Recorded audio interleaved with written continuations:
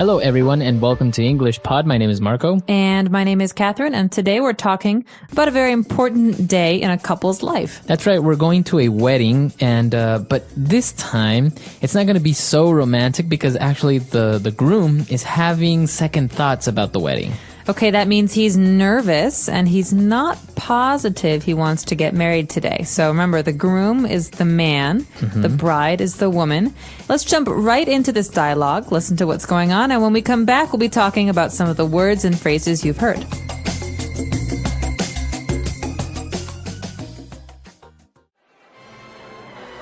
Man, I'm freaking out. You gotta help me. Whoa, take it easy, relax. Jeez, you're sweating like a pig. What's going on? I can't go through with this. I just can't. I'm not ready for marriage. What was I thinking? I'm only 35 years old. I've got my entire life ahead of me. Adventure's waiting. I can't settle down yet. What are you talking about? It wasn't more than a month ago that you were rambling on about how you are tired of living the life of a bachelor and how you envy your friends that have a family. I know. Let's think this through. First of all, you cannot leave Amy at the altar. Not only will she be humiliated and kill you, but she is the woman that you love and the woman of your dreams. Why would you want to end that or jeopardize it like this? Second of all, you were just getting cold feet. You know deep down inside that you'd want to marry her. So cut the crap and do it. You're right. I'm being crazy. Okay, I'm ready. Let's do this. Great. Whew. That was a close one. You had me going there for a minute. I thought I was gonna have to slap some sense into you.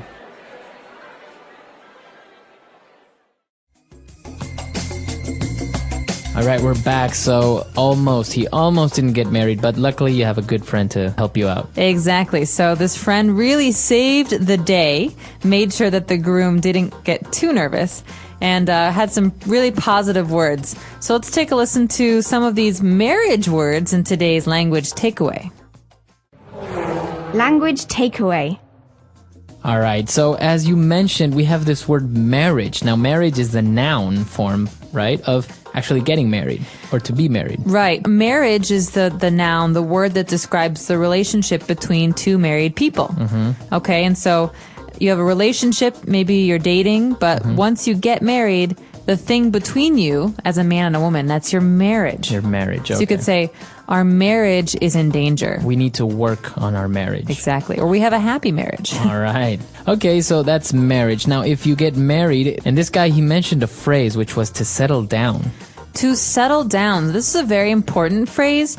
To settle down means to get serious, mature, and to stop living like a child. It means really to have a house or to start having kids.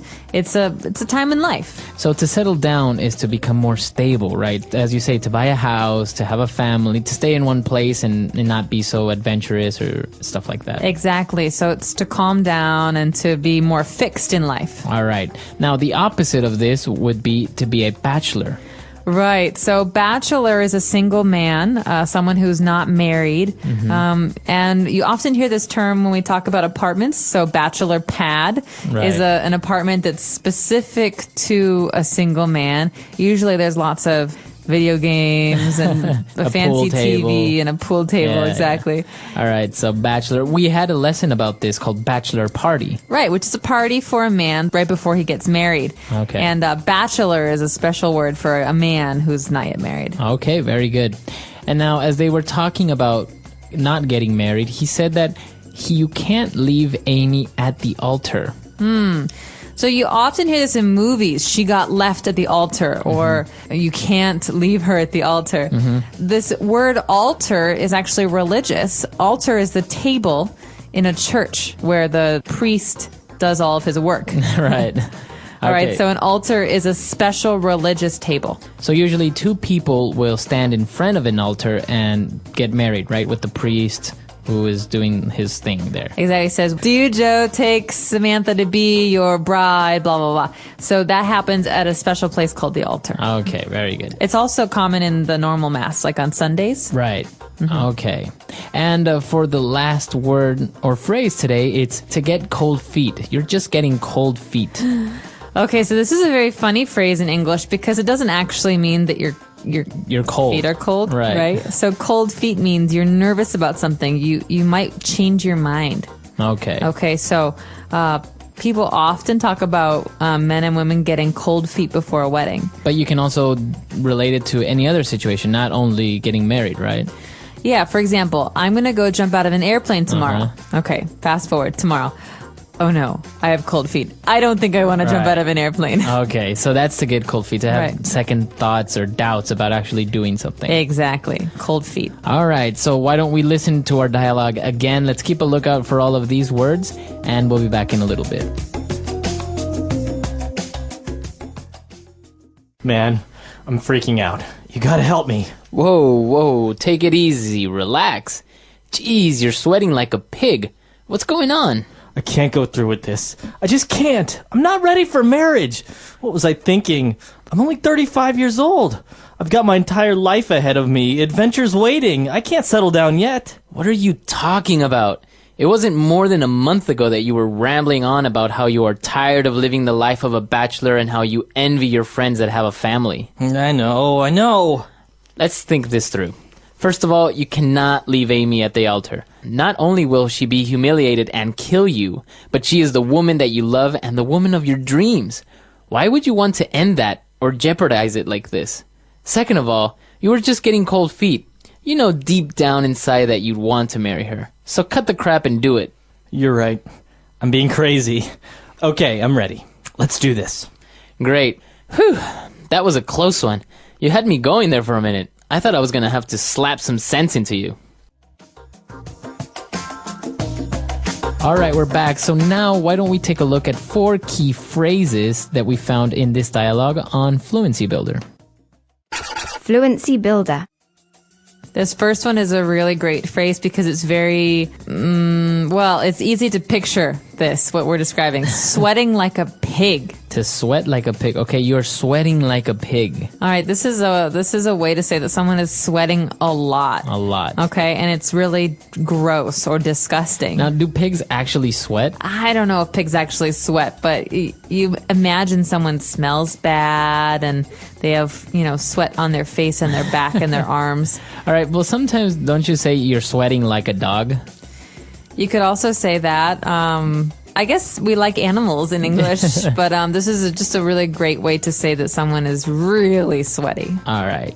And, well, he was sweating and he was really nervous because he said, I can't go through with this. What does he mean, go through with this? With what?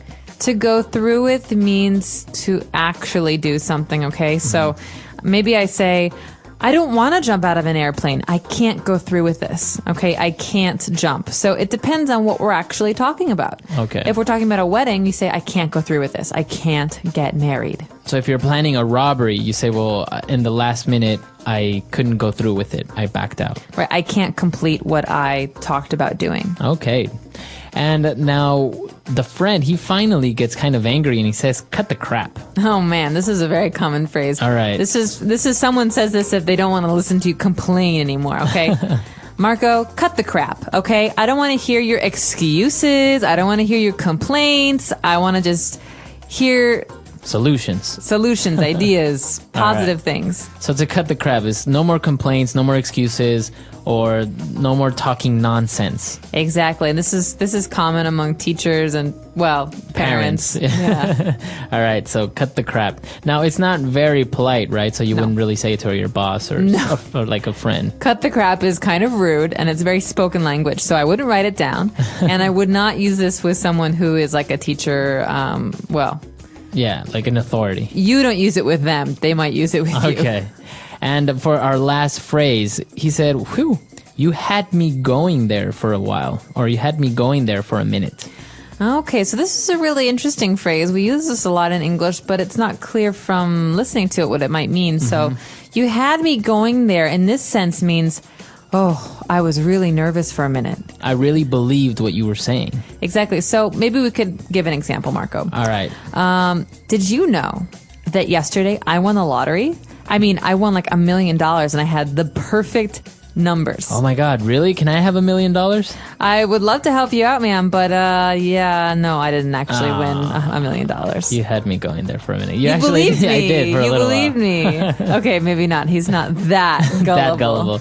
All right, but that's what it means, right? To believe someone's story or to think that something's going to happen even though it doesn't. Right. You had me going there. That means what you thought was going to happen didn't happen. So you can use it in the third person. It's like, yeah, I was telling him this awesome story and I really had him going for a while. He really believed me, Right. and then I told him it wasn't true. Okay. Yeah. Great phrases. Now let's listen to our dialogue for the last time, and we'll be back to talk a little bit more about getting cold feet.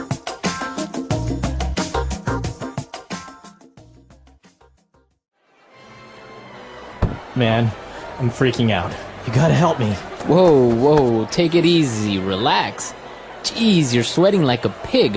What's going on? I can't go through with this. I just can't. I'm not ready for marriage. What was I thinking? I'm only 35 years old. I've got my entire life ahead of me. Adventure's waiting. I can't settle down yet. What are you talking about? It wasn't more than a month ago that you were rambling on about how you are tired of living the life of a bachelor and how you envy your friends that have a family. I know. Let's think this through. First of all, you cannot leave Amy at the altar. Not only will she be humiliated and kill you, but she is the woman that you love and the woman of your dreams. Why would you want to end that or jeopardize it like this? Second of all, you were just getting cold feet. You know deep down inside that you'd want to marry her. So cut the crap and do it. You're right. I'm being crazy. Okay, I'm ready. Let's do this. Great. Whew. That was a close one. You had me going there for a minute. I thought I was gonna have to slap some sense into you.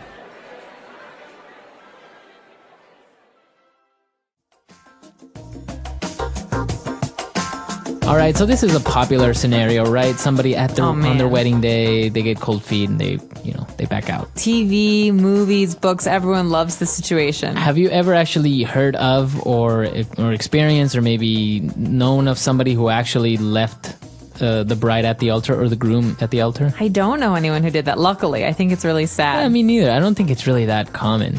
No, but there was a movie just about this. So there's a woman, Julia Roberts, who tries to get married but never can. So it's called Runaway Bride. Right. Because every time she goes to the altar, she gets nervous, she gets cold feet, and she runs away. Right. So they call her the Runaway Bride. I can't imagine this actually happening to someone. I mean, you have all your family there, your friends. I know, it'd be so embarrassing. It's amazing. And expensive. Exactly, because you've already paid for everything. So do you get to eat the cake if you're the one who's left behind? I think so. Everything's paid for, right? Exactly. And drink all the liquor. All right. Oh. Hello, how are you? Hi, I'm good, thanks. How about you? I'm doing great. I'm excited to talk today. We have an interesting topic, wedding doubts. Yes, wedding doubts. It's something many people feel but don't always talk about. It's normal to feel a little nervous before a big step like marriage. Exactly. Some people think that having doubts means you shouldn't get married. But sometimes it just means you are thinking carefully. Marriage is a big change, and it's smart to think deeply about it. I agree. Doubts can come from many things. Maybe you are afraid of the future, or maybe you wonder if you are ready to share your life with someone. It's not always a bad sign. That's true. I think sometimes people feel pressure from family, friends, or society. Everyone expects them to be happy and excited, so they are afraid to say, "I'm not sure." Yes, and when you feel that pressure, it becomes even harder to listen to your real feelings. You might ask yourself, do I want this wedding because it feels right or because everyone expects it? That's a very important question. Weddings are beautiful, but after the wedding, there is marriage. And marriage is everyday life. It's not just one day of celebration. Right? It's waking up every day next to the same person, making decisions together, solving problems together. It's about building a life, not just planning a party. Exactly. That's why wedding doubts can sometimes be helpful. They make you stop and think, am I ready for this life? Do I really know this person? Can we grow together? Sometimes doubts are small. You might feel nervous about moving to a new home or starting a new life. That's natural. Big changes always bring some fear. Yes, and sometimes doubts are bigger. Maybe you notice problems in the relationship that you didn't see before. Maybe you realize that you and your partner have different dreams or ideas about life. When that happens, it's important to talk. Silence makes doubts grow. Talking with your partner about your feelings can help you both understand each other better. And you don't need to be afraid to say you are scared. Being honest shows that you care. It shows you want a strong, healthy relationship.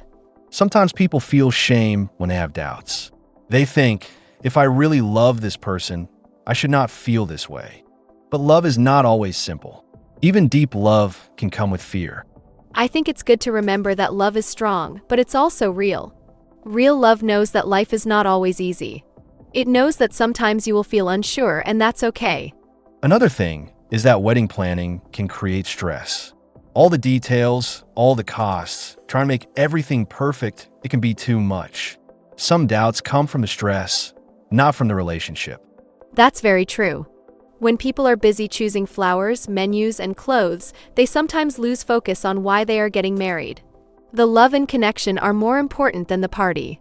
And if you're feeling tired or overwhelmed by planning, it's okay to take a step back. It's okay to remind yourself, the wedding is just one day, but the marriage is the real journey. I love that idea. The wedding is the beginning, not the end. It's the start of a new life together. If you are feeling doubts, it's good to look deeper, not just run away from the feelings. Yes, you can ask yourself, are my doubts about fear of change, or are they about serious problems between us?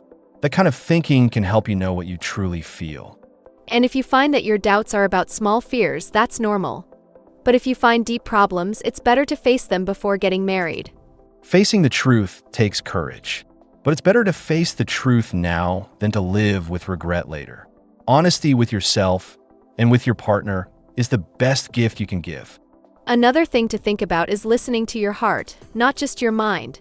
Sometimes your heart knows something before your mind understands it. If you feel peaceful and happy when you think about marrying your partner, that is a good sign. But if you feel heavy, sad, or worried most of the time, it is important to pay attention. Those feelings are not there to hurt you. They are there to help you understand yourself better. Sometimes it helps to write down your feelings.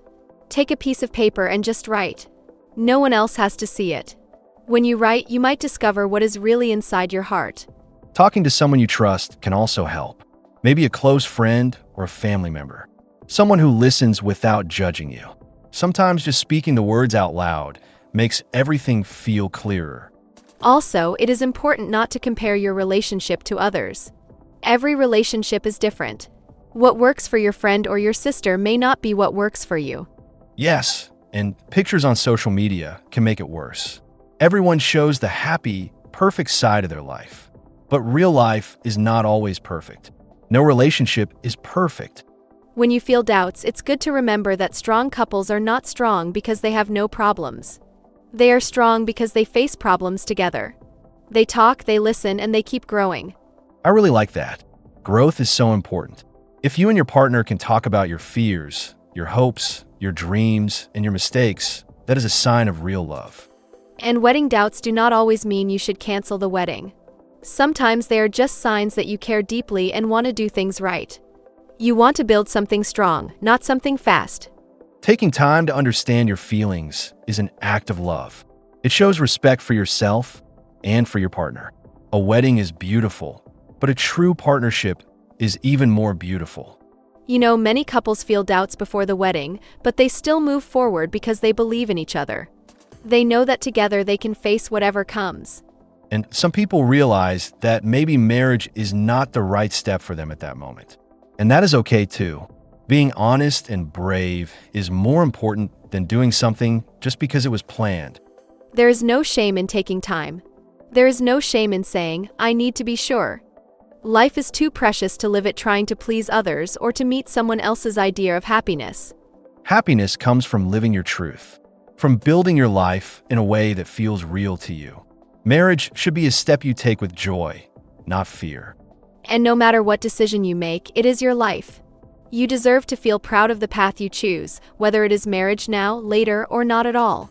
Love starts with honesty. It grows with trust. And it lasts when both people feel free and strong in their choice to be together. Sometimes people feel afraid that if they have doubts, they will hurt their partner. They worry that asking questions will make the other person upset. But real love is strong enough to hold these conversations. Yes, and it's better to speak honestly than to hide your feelings. When you hide doubts, they grow bigger inside. When you share them, You can work through them together. And when two people talk with love and respect, it can actually make their relationship stronger. Even hard talks can bring people closer when they listen with open hearts. Another important thing to remember is that marriage is not magic. It does not fix problems. If there are problems before the wedding, they will still be there after the wedding unless you face them. That's true. Some people think, once we get married, everything will be better. But marriage is not a solution. It is a new chapter, and the problems you carry into it can grow if you ignore them. That is why it is better to be brave now. Talk about the important things before you say, I do. Talk about your dreams, your values, your hopes for the future. And talk about the hard things too. How do you both handle stress? How do you deal with money? How do you solve problems together? These things matter in daily life. Sometimes, wedding doubts come from small fears, like fear of change or fear of the unknown. That's normal. But if doubts come from seeing real problems, it's important to listen to them.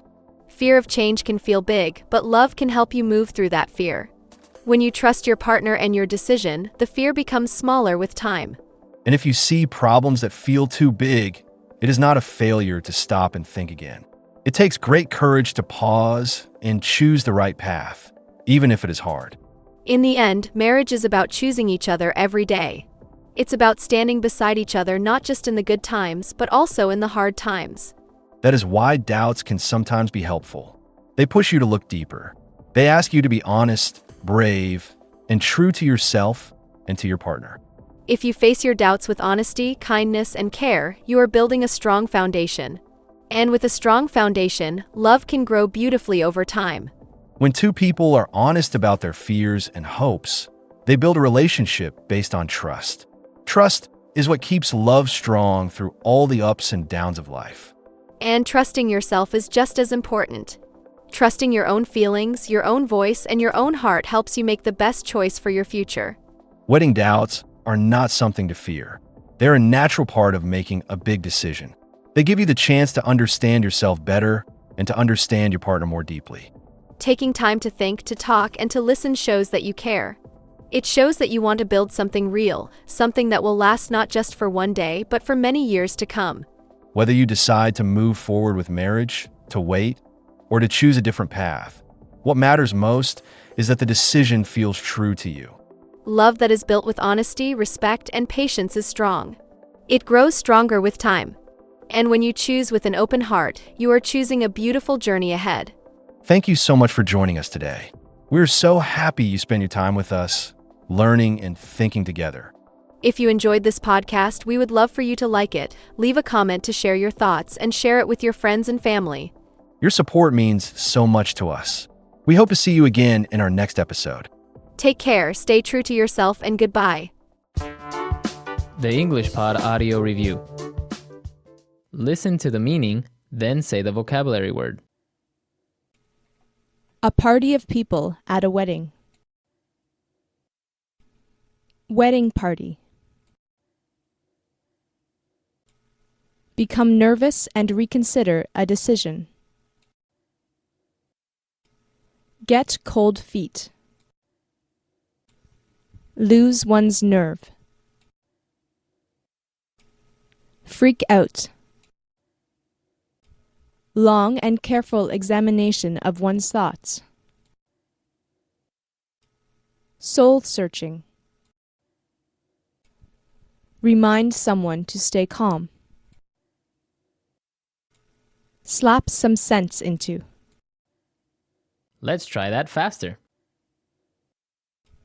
Long and careful examination of one's thoughts. Soul searching. Become nervous and reconsider a decision. Get cold feet. Lose one's nerve.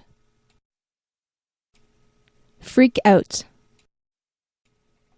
A party of people at a wedding. Wedding party. Remind someone to stay calm. Slap some sense into. Now say the word and hear it in a sentence.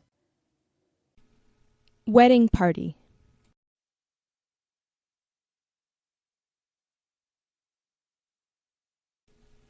They planned their crime, but couldn't go through with it. Wedding party.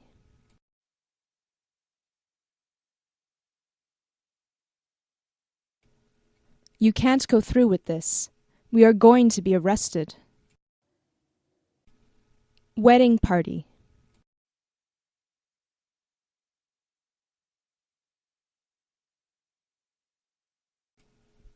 He had his doubts, but in the end, he went through with the divorce. Get cold feet.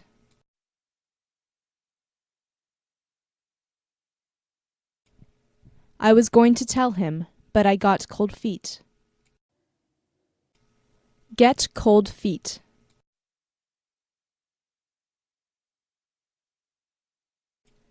I can't believe he got cold feet on his wedding day. Get cold feet.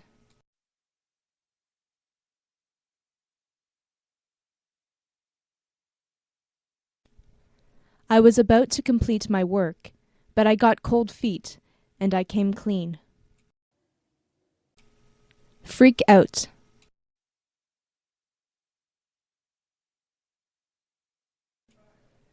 I'm sorry I freaked out in the last moment.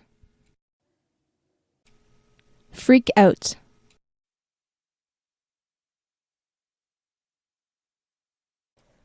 Don't freak out on me like that again, please.